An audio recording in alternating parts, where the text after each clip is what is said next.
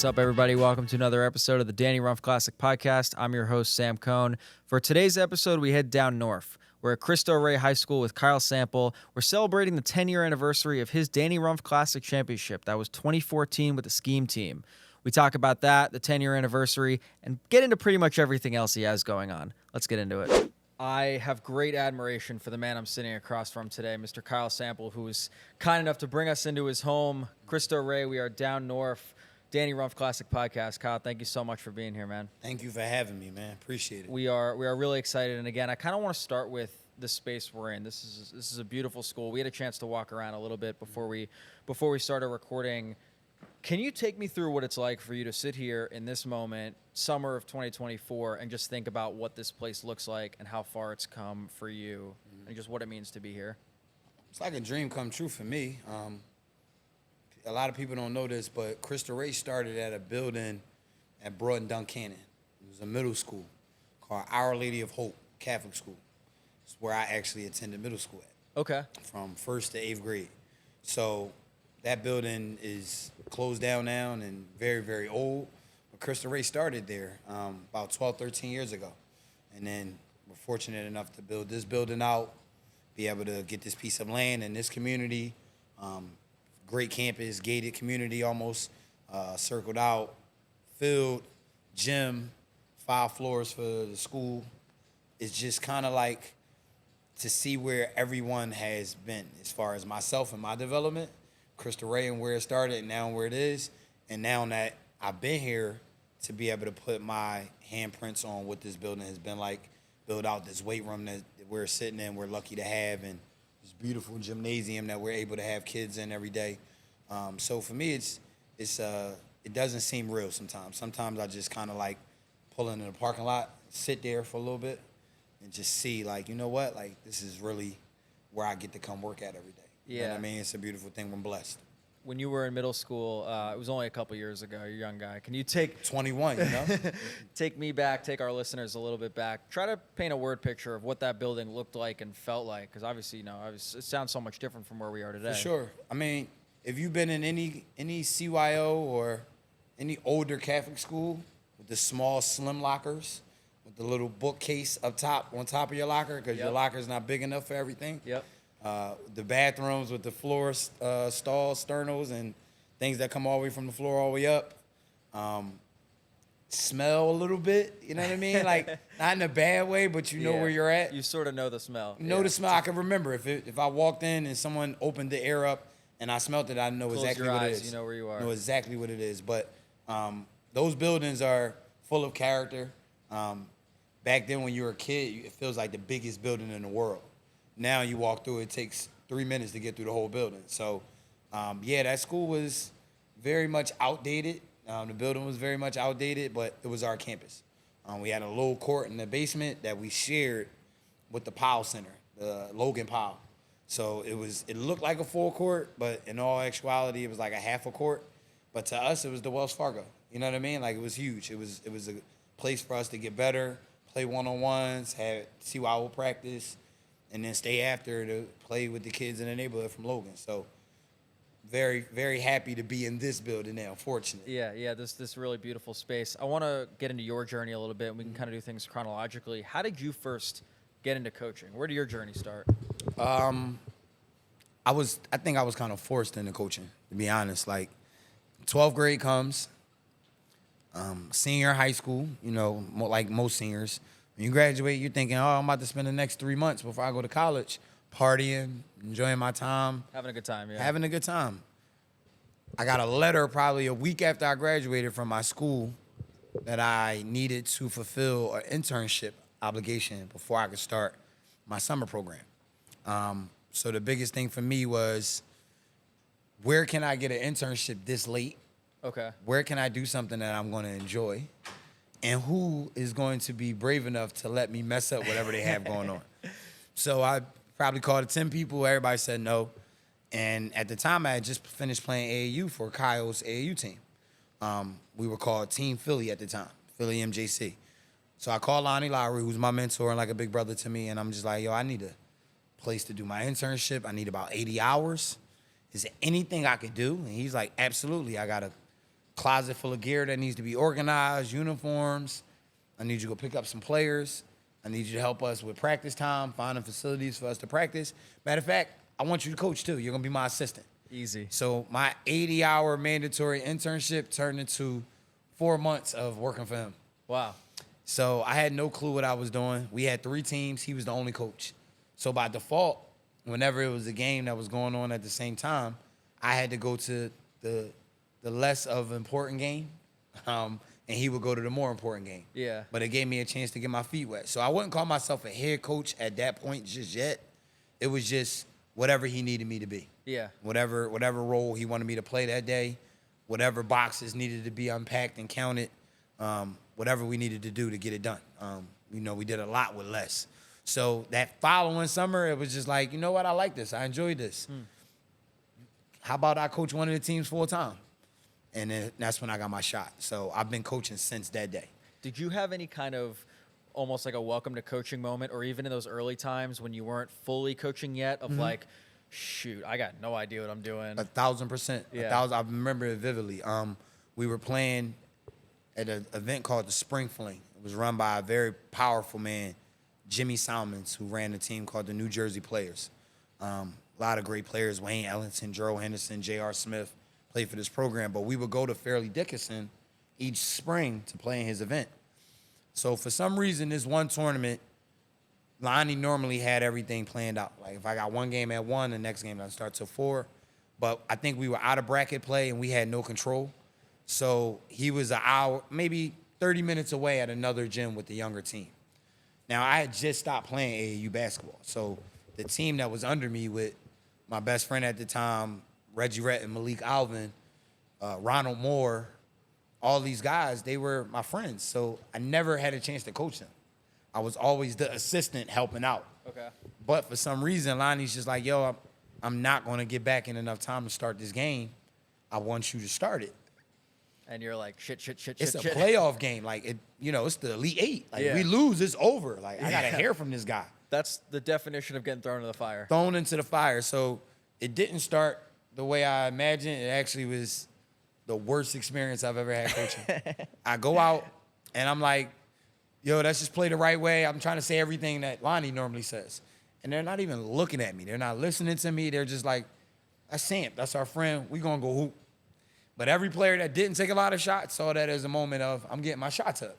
And any player that was supposed to take a lot of shots was mad because other players were not playing the way they normally were asked to play. Yeah. 4 minutes into the game, we're down 22-0. 22-0, and it's a lot of people watching. And all I know is Jimmy Simons runs across the court, and he, grabs the ball mid-play. And the ref's like, what are you doing? And he said, Lonnie Lowry just called me and told me, stop this game. It does not start until he gets here. So somebody must have called him and told him it's 22-0. It's not good. He's ruining this. Yeah. So the ref's like, we can't do that. It's running time. And they worked something out where they would get a technical free throw for every minute that he wasn't there. So it took him about 15 minutes to get there. So now it's 15-0. No, it was already 22-0. Oh, they added. Wow. They shot 15 free throws. We got to pick who shot them. Yeah. Person only made 7. Okay. So it's 29-0. Bit of a hole to dig yourself out of. Lonnie Lowry walks in, cool, doesn't say much, puts a press on. Within the next 3 minutes, tie game. Holy cow. What are you thinking? What's going through your head at that point? Are you sitting at the end of the bench? I'm at the top of the bench. Kick you out? No, I'm sitting at the top of the bench. He never sits down. Okay. He just looks at me, and if you know Lonnie Lowry, he has a way of looking at you where he doesn't have to say anything, but you know exactly what he's thinking. And I'm just like, man, I messed this up, and we're going to lose this game. 2 minutes go by, and it's like, all right, we're making a run. Chipping away. 2 more minutes go by, it's tie game. Now I'm good. I'm smiling. I'm happy. He's not mad no more. But now I'm just watching a master class, and I'm just like, yo, this guy's amazing. Like, he just manipulated the game in every aspect. He knew the refs were going to be angry at him. He didn't come in saying nothing to the refs. He was just motivating his team. He knew his team needed to be kicked in the butt a little bit, so he put the pressure on. Once we got the momentum, he then got on the refs, got a couple easy whistles.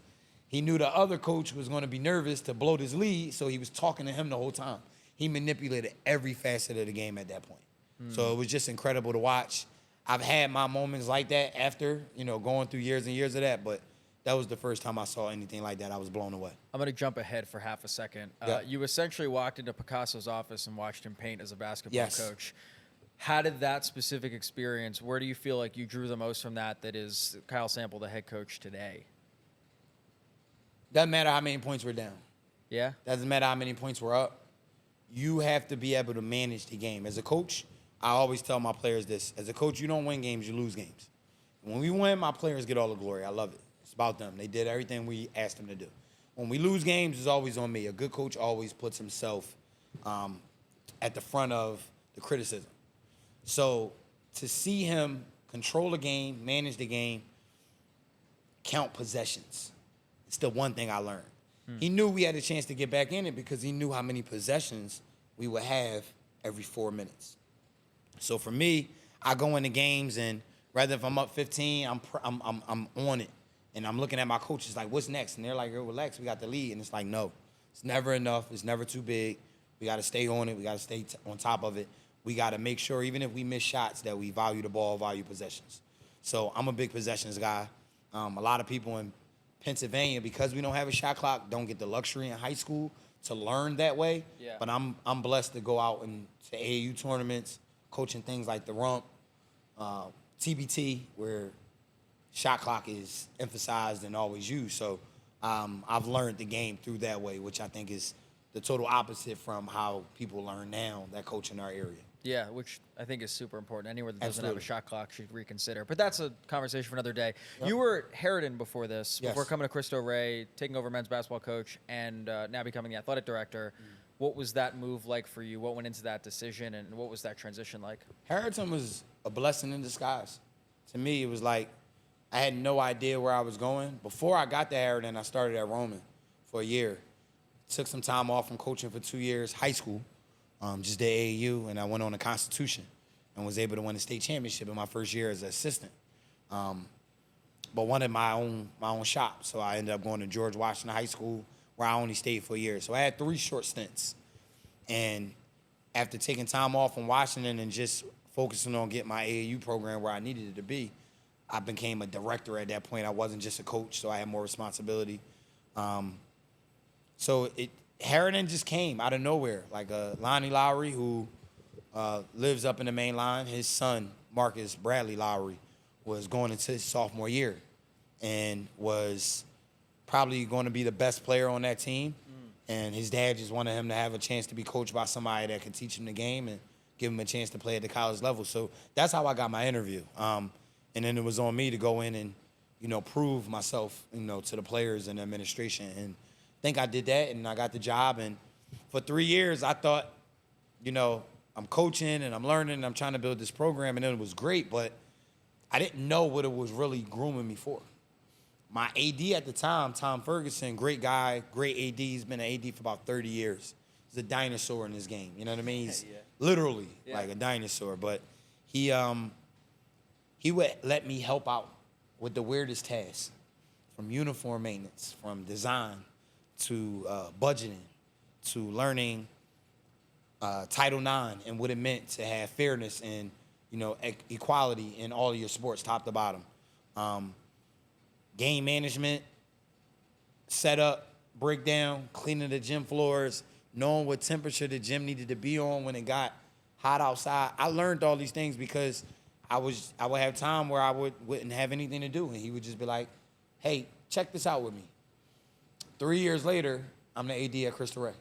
Crazy. It's crazy how God puts you in certain positions, certain places to learn and navigate you through a course that's setting you up for what's next without you even knowing. Yeah. You know what I mean? Like, I had no idea that I would even have a chance to be AD. I didn't think, insecurely, I didn't think I had what it took to be AD. But it took me for someone to remind me what my 3 years was like under Tom Ferguson. And I said, you know what? I think I can do this. Just take someone to believe in you. Just take one person and normally someone to kind of like, yo, come on, man. You know what kick you in the butt a little bit. You can do this.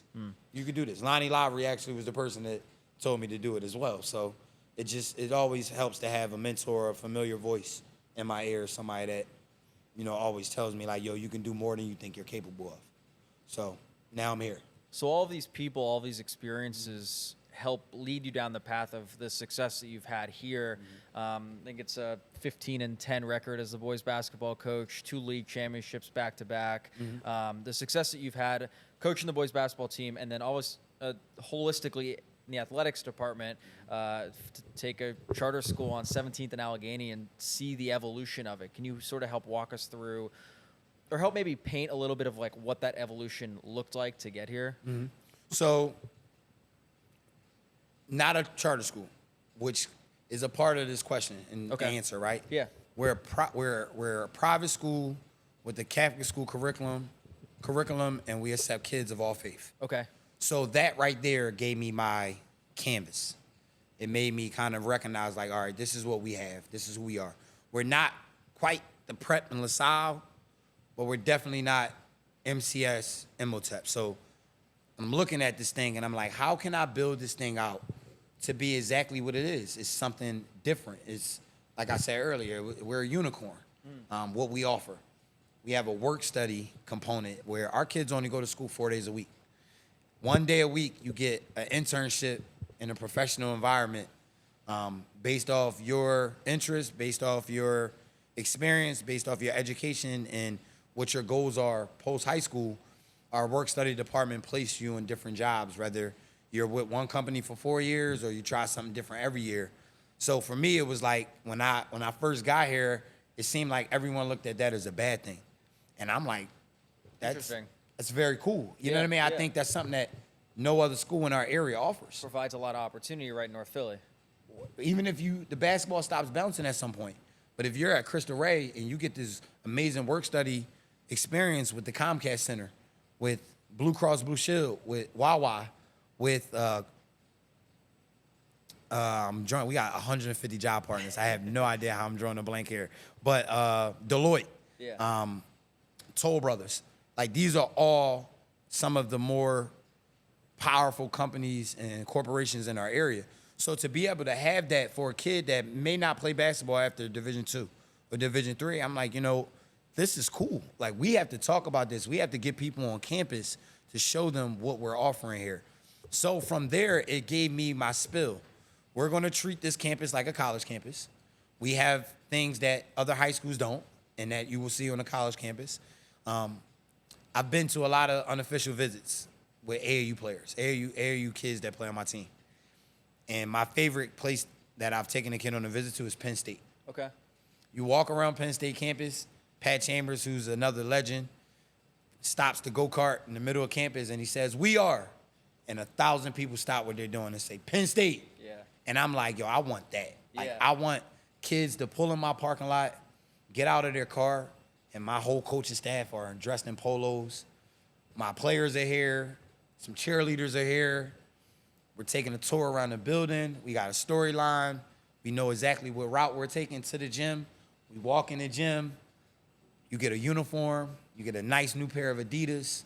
That's try awesome. them on. Yeah. Take pictures in front of our Adidas banners. Yeah. I have my videographer here to do some gifts, some pictures, some boomerangs. And now we tell a kid, like, we don't know where else you visited, but we just wanted you to see what we offer here. And I will always wait till, like, the next day and I ask the parent, how was your son when they left? And they're like, yo, they loved it. It was amazing. We've been to this school, that school, this school, and it was nothing like that. We want to come here. And that was my thing. Like, that's how I built Cristo Rey up. That's how I wanted our athletic department to develop into something that didn't harp on what we didn't have, but paid close attention and emphasized what we did have that others didn't have access to. You are both creating an experience for them, but also providing a space where there are so many long-term benefits to the space. Absolutely.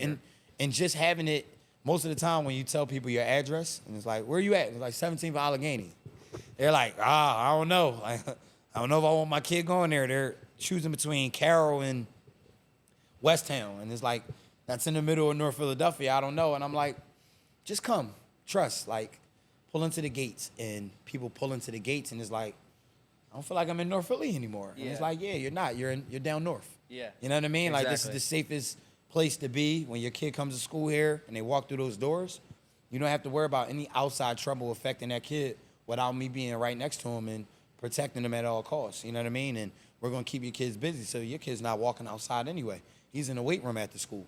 She's on the track working on her starts, her form. He's in my office watching film before practice. So our kids get out 3:45. They don't see outside till 8 o'clock. Wow. So keeping them busy.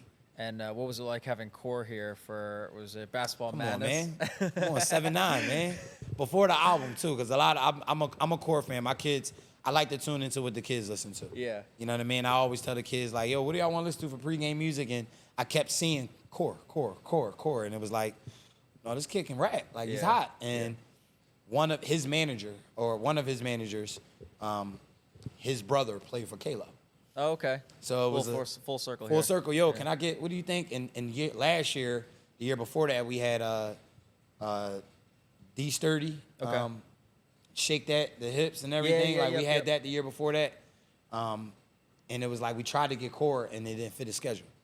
So he gave me a promise. He was like, yo, I'll be there next year. So literally, as soon as the school year ended in June, I'm like, yo, remember you told me that you were coming, and he kept his word. So it was cool to have him here and be able to do it. Wait till you see what we get next year, though, man. We already working on it. We don't get a Rumph Classic podcast preview, nothing. It's all hush, man. You got to be there. I make sure you guys are on the VIP list. Appreciate Court you. side, you know. I'm gonna want feet on. I'm gonna want feet on wood when we're feet here. on wood. Yeah. I like that. I got you. Court side, spiked out. Hell yeah. One more Cristo Rey question. We can kind of shift gears to the Rumph a little bit.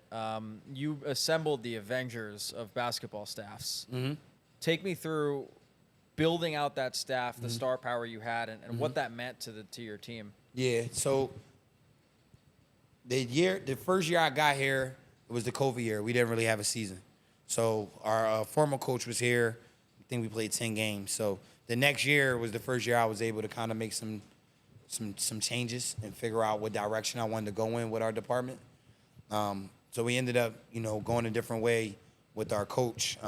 And we brought in a guy named Eric Woods, who we were lucky to have for a year. He ended up stepping down, like literally right after the season was over. Family, things going on and needing to be home and support his kids a little bit more. So he actually hired Aaron Owens as his JV coach. Deontay Christmas, someone just gave me a call, someone I grew up with, gave me a call like, yo, Deontay's looking for somewhere to coach. And I connected him with Eric Woods. So from there, when Eric stepped down, the first call I made was to Deontay, yo, I might be taking over. I want you to stay. And he was like, coach with you, no problem, I'm staying. Then from there, it was like, call Aaron. I'm like, I need you. Like, I need your wisdom. I need your counsel. I need you to kind of be in my ear. I need you to be my eyes for what I'm not seeing, and help me get through this journey. Like, would you be willing to stick around? So immediately, they were all in. Then I got lucky. Ash Howard called me, and he's like, yo, Dada Cosby Roundtree is trying to figure out what he wants to do. He might want to coach a little bit. Is there anything you can do to help him? And I'm like, what does he have a degree in? He's like, education. Perfect, got him. Set him up with our principal. We had positions open. He was able to not only get a job on campus, but move into one of our apartments close by. We have some properties in the North Philadelphia area that we own. So he was able to live there. So he was close to the gym. He can get here every day.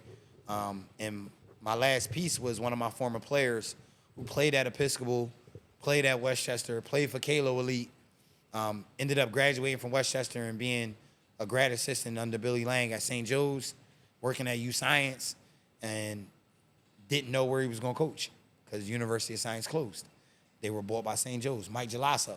So it was just like, yo, I need you. I need somebody that knows me, knows my coaching style, but I need somebody to work with my guards.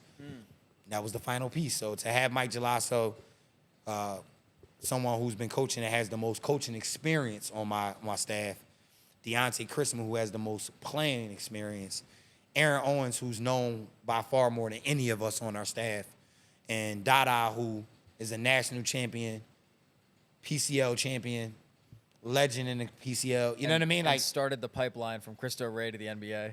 Brooklyn literally, Nets, literally. Brooklyn Nets staffer. And then it was like, Dada left, and it was like, how do you replace someone who does and brings the energy that he brought to our program, and someone who grew up 5 doors down from me, 5 minutes from here, around the corner. Joe Reed, who played 8 years professional basketball in Australia and in Germany, happened to just be like, I think I want to get into coaching.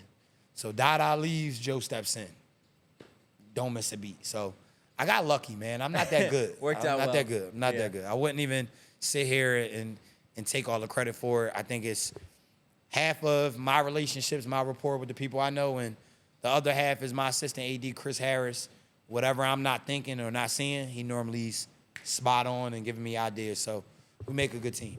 All these guys that we've mentioned are so well known, so deeply in the fabric of Philly basketball, so ingrained in the lore and the sphere of the Rumph Classic, and now 19th summer of the Rumph, and have been around for so long. You yourself coached your way to a Rumph Classic championship 10 years ago this year. That I did. Take me back to that team assembly. Knowing that, if I'm not mistaken, not a lot of people had a lot of faith in your team to really do much that tournament. Not at all. Take me back to that tournament. I'm used to being the underdog, just putting things together and trying to figure it out. Like, I knew who, at that time, I think FOE had just won like 2 of the last 3. Then Jason Thompson's team, everybody knew they were coming. And then you had like the Rumph Center and different guys like that, different teams that were being assembled that were, coming together, and they were a force. They had a lot of talent. I couldn't go to just the people I knew in Philadelphia. Like, I got a team, come play. Not because I didn't have relationships or resources, but because everyone was already on someone else's team. So unless you were taking someone from a team, you weren't getting them. And me being a first-year Rumph team is like, who's on your team? You always get that question like, I'll play for you. Who on your team? And if you don't know who's on your team, it's like, nah, I'm going to stay where I'm at. So I went exactly where I knew I could get some things done at. My, closest friend at the time, Reggie Retton, had just graduated from Villanova. We lived up by Villanova. We still worked out every day at Villanova. So it was like, you know what? We got about 5 or 6 guys right here in this gym that we know can play and help us win a Rumph tournament. So we started with Reggie. We built around him. No one has ever seen Corey Fisher play in Philadelphia outside of Villanova. Wow. So I'm like, if I could get Corey Fisher, who the summer before that just scored 100 points in New York, if I can get him to play in Philadelphia, everybody's going to love it because they love his game.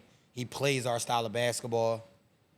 Scotty Reynolds, another person, never played a game in Philadelphia outside of Villanova. So I'm like, let's start with them 3. We got them 3. Then it was like, all right, let me revert back to my Philadelphia roots. Go get Ronald Moore, who played for my AAU program and close friend of mine, trained with me. Rob Kurz was an AAU teammate of mine, played with Kalo, and also trained with me. Ryan Brooks didn't play with my AAU team, but he had worked out with me in the first 4 years of him being a pro. So it's like, all right, I got those 3. I know those guys will be here every game because that's the big thing in the Rumph. If you don't have guys that are coming every day, you can go 2-0 and be bounced in the 3rd day. Yep. So it was like, let's have enough guys where we can put a team together, make sure everybody's here. And then from there, it was just like, man, who else is available? Who wants to play? Who is asking to play based off that? And then it was like, all right, we had young guys like Isaiah Arnwood, who was a Villanova guy, Mo Sutton, who was a Villanova guy, Velton Jones, who was like a little brother to me, who was with me every day. I knew he would lock up. I knew he would play hard. I knew he's a competitor. I knew the Danny Rumph tournament meant something to him, so we put him on our team. And it just kind of came together, man. Like the people we had on Friday, we lost the first night, but then the reinforcements came the next night. You know what I mean? Scotty and Corey showed up, won us 2 games, got us to Sunday. Then from there, it was like, I got like 5 hotel rooms just so you don't leave. We need you here. Yeah. They ended up staying. Lock them in the hotel room. Lock them in the hotel room. Ash Howard took us to dinner, made sure everybody was good. Everybody was on the same page, and it just kind of worked out the right way, man. And luckily, the Mars twins didn't play that year. You know what I mean? I got lucky. Thank you, twin. You know what I mean? Yeah. And it worked out. Reggie Redding was the MVP that year. What do you remember about what he brought to the table? Obviously, he was like the first guy you brought on the team. Yes. On Saturday, Sunday, and maybe particularly Monday. What do you remember about what he brought to the table? I'm biased. You know what I mean? Like, I think Reggie Redding is one of the best basketball players high school, college, professional to come through this area. I'm very close to him. I've been in the gym with him. I work with him. So I understand. I've seen the work. I've seen the development. So to me, I felt like that was Reg's chance to prove to everyone who didn't like his game because it wasn't flashy, because he wasn't 6'8" and dunking over people, because he wasn't an ISO guy. He played the right way. Like, you know, it was literally his chance to go out there and show, like, hey, I know what I've done in the last 5 years professionally, but let me show you guys who haven't had a chance to watch Euro basketball who I am now. Yeah. So for Reg to come out, and he just dominated, man, but he did it with grace. You know what I mean? Because it was games where Scotty went crazy. 9 threes, 8 threes, and he wasn't getting away. He wasn't jealous. He wasn't trying to dominate the ball. He wasn't like, this is my city. You guys are coming to play in my city with my guys coaching. No, let me take all the shots. No, he just waited. And he had a moment in every game where he just 8 possessions, just took over. Play after play after play.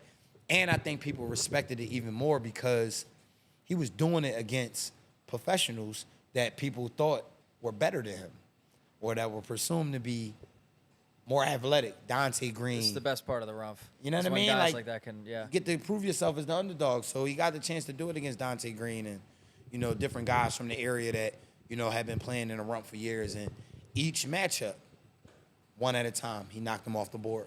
And it just shows who Reggie is. Like, you know, not just as a professional, but when he played, but now even in his role with the Sixers. Underdog. Under the radar, gets his work done. Star in his role, doesn't get appreciated as much as he should, but he's good. There's this sort of collective theme of evolution with your own coaching journey, with Cristo Rey here, having been around the Rumph for a decade plus. You know, how have you seen the Rumph evolve? Bigger venues. Mike has done a great job pulling the brands and relationships and resources that he has together to gradually grow, I think, alongside what he's been doing in life outside of the Rumph. From partnerships, Foot Locker, and, you know, you see New Balance reps walking around, and Nike uniforms one year, and Puma one year. You just never know, man. Mike's done a great job at just making sure each year it gets bigger and better. It's a spectacle. It's amazing, man. Like, he's the man. Like, I literally tell Mike he's the connector of all dots. Yeah. He's the person that brings everything together. He unifies our area and our city. But people don't understand, like, man, that whole team of guys that put this Rumph tournament together every year. Justin Scott, Sharif Hanford, Sharif Bray, you know, Danny's family, the whole neighborhood, the Mallory Rec Center and neighborhood as a whole.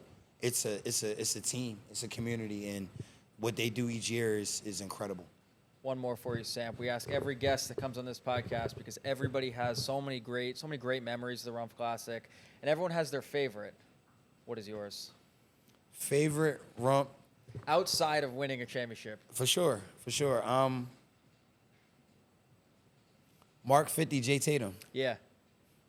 Epic. Yeah. The year before that, I think 2 years after we won the championship, someone calls me. You need a body, like you need a team, like you need somebody on your team. And I'm like, we kind of full, but you never not want to hear them out because you never know who they'll put out there. He's like, yo, I got this guy named Mark Thomas from Rosemont. I'm like, what? I'm good. Like, I'm good. I got some other guys that I think are a little better. I haven't seen him play, but he goes to Rosemont. I can't imagine how good he is. Right? And that year, we play his team, and he gets 20 on us. So it was like, all right, Mark Thomas can play. There's something here, yeah. He can play. Yeah. That next year, oh, my God. Like, he just was on a tear. Yeah. Everyone, everywhere, Pro-Am, Fadance, anywhere he hooped at, 30, 35, 40.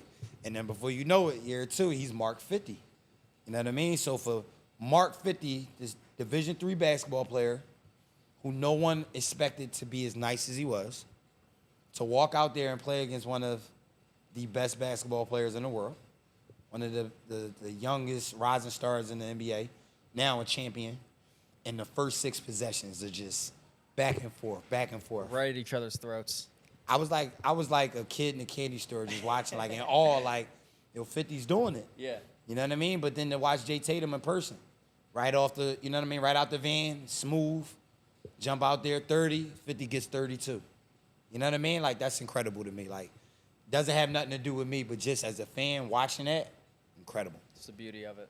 Love it. Yeah. Love it. Hopefully it's another Mark 50 out there somewhere gearing up for his run through the Rumph, and we get to see it down the line. The kid Rejon and Scar are two of my favorite guys to watch right now, so I would love to see them get their shot in the Rumph and be able to go at some of the professional athletes and show what they're doing on YouTube is not a fluke. So, Kyle Sample, Danny Rumph Classic Podcast, thank you so much. I appreciate it, my guy. Appreciate it. Thank you.